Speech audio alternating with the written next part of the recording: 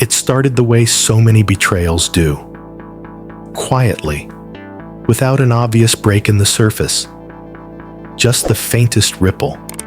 So small that you could almost convince yourself it was nothing. I had just gotten out of the hospital after dealing with chronic health problems. My husband had been there for me through it all, and when I came home, he wanted to make life feel lighter. So he started introducing little games in the evenings. Silly, harmless things. One of them involved being blindfolded.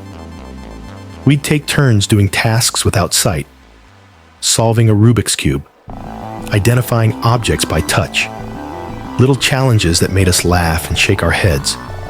It felt innocent. It felt like something to keep my mind busy while I recovered. Then a few days ago, the game changed. He asked me to sign papers while wearing the blindfold. No explanation beyond, "I want to see if you can keep your signature consistent without looking." It sounded odd, but I might have humored him, except for one thing. He wouldn't let me see what I was signing. Not before, not after. That was the moment something inside me tightened. I told him I wasn't comfortable. I said I'd only do it if I could see the papers first. He brushed it off, said, "Never mind," and didn't bring it up again, at least for a little while. But the next night, he tried again. He even volunteered to go first, as if that would prove something. I asked him again, "Will you show me what I'm signing?" He made a face, said no, told me it was against the rules, and that I should respect them. I refused. That's when he shifted the conversation. He said I was acting suspicious, that I was being paranoid for no reason. That clearly I didn't trust him. And the fact I didn't trust him hurt him deeply after everything we'd been through. We argued. I told him to drop it, to never bring it up again. He agreed, but his voice was tight. He said it was no big deal, but his mood told a different story. Still, I couldn't shake the feeling. I knew I might seem paranoid, but the thought of signing something I couldn't see gnawed at me. I started to wonder if I'd been wrong to doubt him, especially after he'd stood by me when my own family didn't visit me in the hospital. That guilt, that quiet, sharp-edged guilt, is exactly what made me question myself. But when I shared my story online, the reaction was immediate and unanimous. This wasn't normal. This wasn't a game. Comment after comment said the same thing. There was no good reason for a spouse to insist on a blindfolded signature. People warned me he could be trying to get me to sign divorce papers, a loan, a property transfer, a will, a life insurance policy, a DNR order. The list was endless. Others saw a pattern in the so-called games we'd been playing. The blindfold puzzles, the object challenges.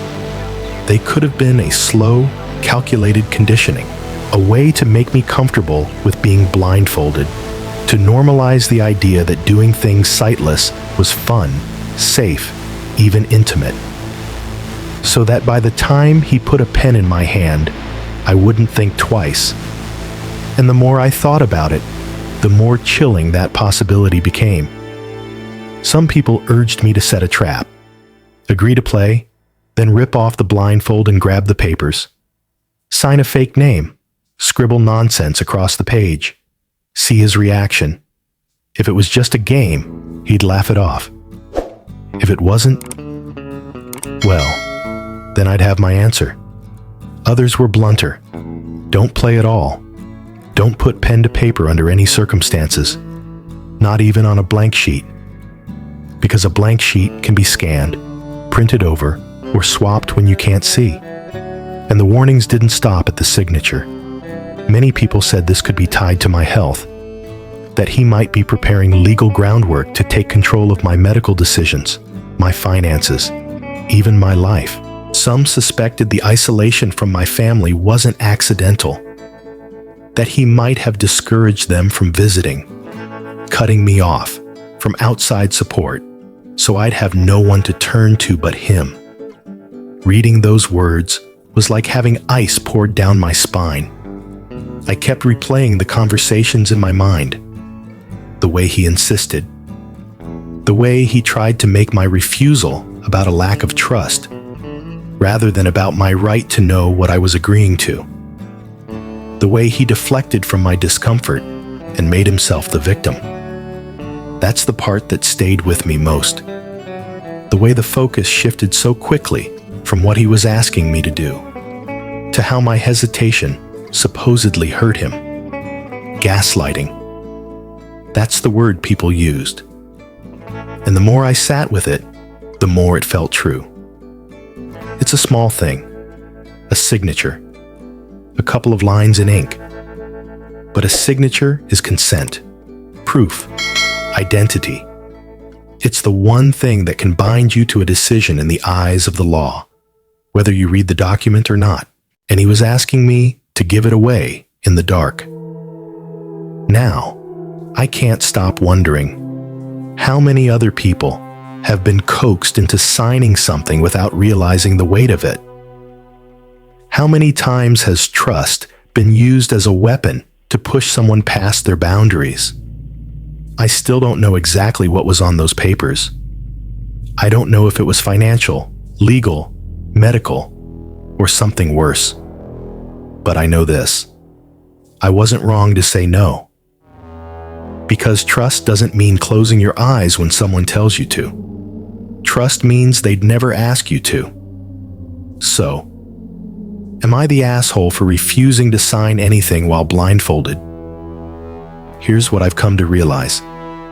In relationships, trust is important, but boundaries are essential. A healthy partner doesn't punish you for protecting yourself. They don't twist your discomfort into an accusation. They don't make your right to informed consent into a test of loyalty.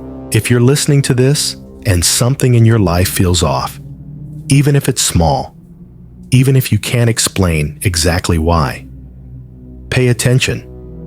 That feeling is worth listening to. It could be nothing, or it could be everything.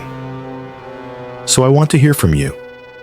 Have you ever been asked to do something in the name of trust that didn't feel right? What did you do? And if you were in my position, would you play along to find out the truth? Or would you walk away before the game even started?